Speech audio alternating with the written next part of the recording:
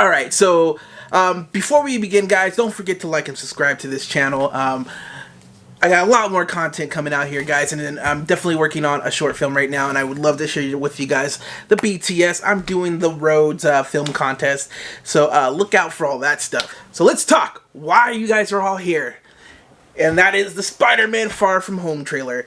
So this kind of reaction, I guess my thoughts on this shit is, it's gonna be relatively, like, short, man. Geez Louise, I am gonna hop on the train of everybody's really excited, right? Because if you're here, you've already seen the trailer. There is a kind of a want for this whole multi-universe thing that Mysterio says in this trailer to be real. And I want it to be real. You know why I want it to be real? Because I want Blade to be here. I want the X-Men to be here. I really wanted the Disney version of the X-Men to happen. Because hopefully they could get it right. It's a whole different video. I don't have the luxury of belief, guys. Like, I don't think there is a multi-universe. And the reason why I don't think there's a multi-universe or a multiverse is because I want it to be a multiverse. It would just be so amazing if this shit was real that it's just not gonna happen. So that's my theory on why it's not a real thing. And the other thing is, I unfortunately, and if you're reading this comic book, if you're watching this YouTube video, you more than likely read a comic book or two. And so I don't have the luxury of going into these films without any bias, because I have read these comic books. Some of these characters are some of my favorite characters, and I become biased or a little jaded when they do certain things out of turn that might not have been the way it happened in the comic book. That being said, because of that, I know for a fact that Mysterio is a liar. I also got a little thing that's going to go into, like, this, I don't know if you can see all of this background I have on my computer here. There's more than this. I think there's, like, maybe 4, right, Spider-Man suits in this film. There's, like, the Iron Spider, a regular Spider-Man, a darker Spider-Man outfit, and then the black one that's featured here. But we'll go back to that, but back on Mysterio, yeah, the guy's is a freaking liar. He's a stuntman. Later on, he becomes, not just a stuntman, he knows his way around computers. He could build very large contraptions to make very, very, very awesome illusions that could be real. To touch on how real this could be, Mysterio is the whole reason for Old Man Logan. Like, if you are reading Marvel's current continuity, you'll see there's a lot of Wolverine titles. Like, Wolverine is everywhere. And there's Old Man Logan. Well, the Old Man Logan that we know is that way specifically because of Mysterio. Mysterio's illusions are so great. Spoiler alert. He pretty much tricks Logan into thinking that every villain in the Marvel Universe has attacked the Xavier's house, the X-Mansion, and this man single-handedly brutalizes every one of them. Once the illusion is done, it's revealed that he's gone into this berserker's rage and has killed the entire X Academy by himself.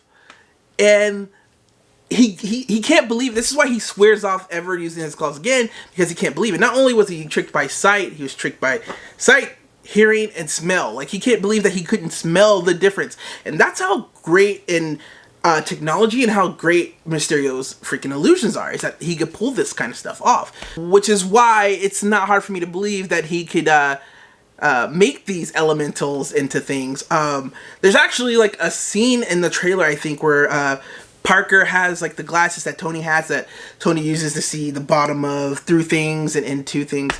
And I think maybe Parker uses those and he realizes, or he sees the truth. Maybe he realizes that like, the elementals are really controlled by guys. Maybe he sees beneath the elemental and he sees that, like, there's a dude within it, or he can see through maybe he could see the heartbeat of Mysterio, and he could notice that he's lying. So yeah, so with the whole multiverse, this is definitely, I know there's going to be more trailers, but I feel like this is definitely one of those things where you have to go see the movie to see if it's like real or not. And I know people are like, well, how would he fool Nick Fury? Again, this man fooled Logan, which is a really hard thing to do.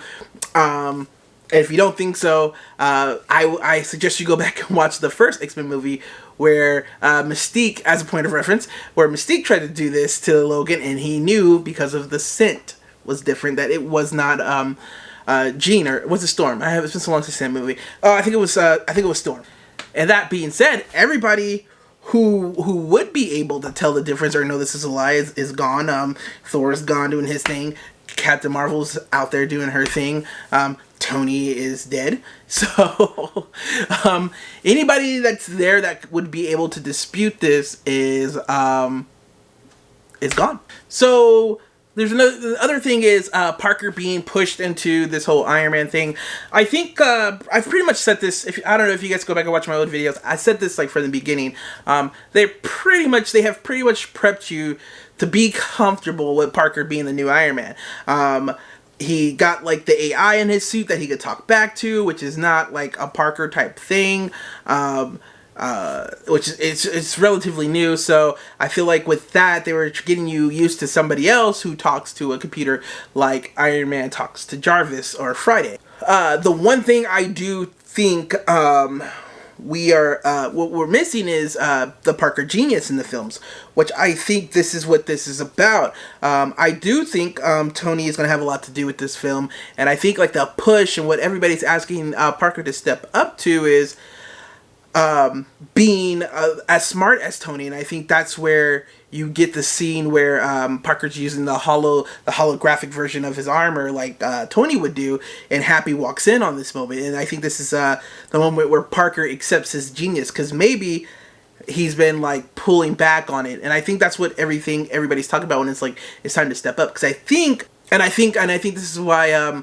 Fury is contacting Spider-Man, not just to help fight these villains or fight these elementals, but I think the reason behind this is that Fury was probably told by Tony how smart this kid is, and I think Fury needs him to help him figure out if Mysterio's on the level, and figure out the technology that Mysterio is using.